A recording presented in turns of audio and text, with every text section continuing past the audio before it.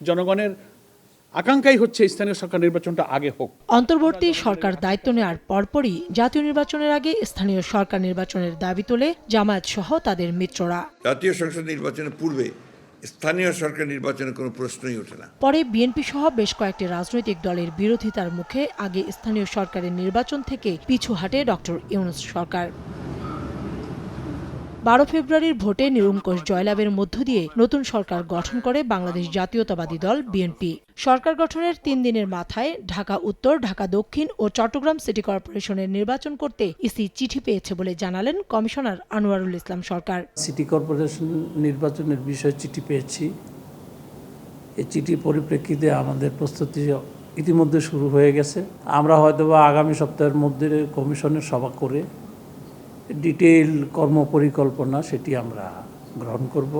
আইন অনুযায়ী মেয়াদ শেষ হওয়ার 180 দিনের মধ্যেই সিটি কর্পোরেশনের নির্বাচন করার বাধ্যবাধকতা রয়েছে। ঢাকা দক্ষিণ সিটি কর্পোরেশন নির্বাচনের প্রথম সভা হয় 2020 সালের 2রা জুন। সেই হিসেবে দক্ষিণ সিটির মেয়াদ শেষ হয়েছে গত বছরের 1 জুনে। আর ঢাকা উত্তর সিটির প্রথম সভা একই বছরের 3রা জুন অনুষ্ঠিত হওয়ায় এই সিটির মেয়াদ শেষ হয়েছে গত বছরের 2রা জুন।